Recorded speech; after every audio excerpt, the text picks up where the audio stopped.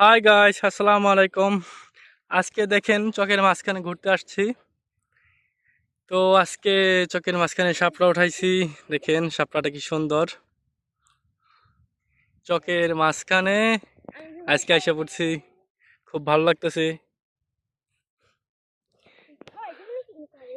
এই যে এখানে বড় বড় ডাঙ্গা আছে, আমরা ডাঙ্গার এখানে এসে পড়ছি। যে আমার ভাইতে নৌকা বাইতেছে, ওই বাইতে পারতেছে না, তারপরও ওই বাওয়ার চেষ্টা করতেছে।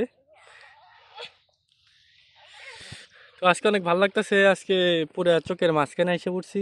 এই যে দেখা যাচ্ছে ওই যে আমাদের সেই বাড়ির চক। আর আজকে দেখেন এই যে এখানে অনেক পানি, নতুন পানি, এগুলি সব জোয়ারের পানি আসছে, মেঘের পানিও আছে কিছু।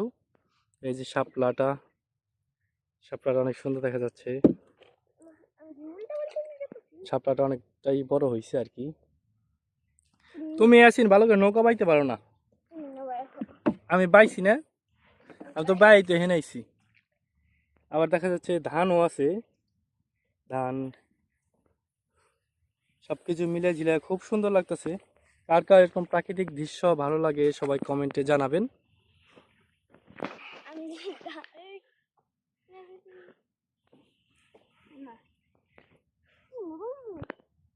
নাও বাও, সুন্দর করে বাও। এরকম করে বোকা, এরকম করে আগে থাকি করে তারপর তুমি সই করে এমনি চালাইবে নৌকাটা একভাবে। তুমি বলছো না তুমি নৌকা চালাইতে পারো, ওই যে হ্যাঁ এইভাবে চালাইবে। দেখছো, দেখছো না কি সুন্দর নৌকা চালাইতে পারো? ওই বলে কি নৌকা চালাইতে পারে না।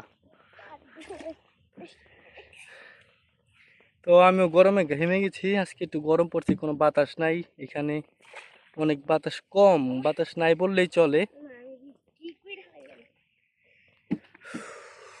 চকের মাঝখানে এখানে এখানে ওইখানে আরো মানে বড় বড় ডাঙ্গা, এগুলি ডাঙ্গা বলে আর কি। এখানে ছোটবেলায় গোসল করতাম আমরা অনেক। তো আর নৌকাটা নিতে বলছে এখানে, ওই এখন নৌকা ঘোরায় ফেলাইছে এইখানে। বলেন এখন আমরা কিভাবে বাসায় যাব?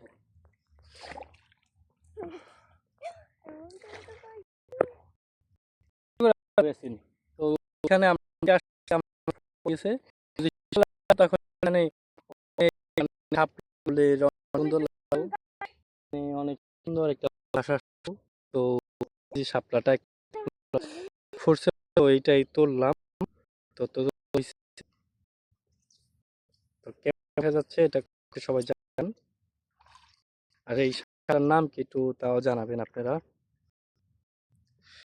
তো আজকে ভিডিওটা এই পর্যন্তই। আজকে ভাসি যা ওই নৌকা বাইতে পারতেছে না, তো তার জন্য ভিডিওটা এই পর্যন্ত।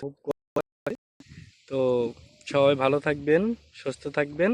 ভিডিওটা কেমন হয়েছে সবাই কমেন্টে জানাবেন। ওকে, খোদা হাফেজ।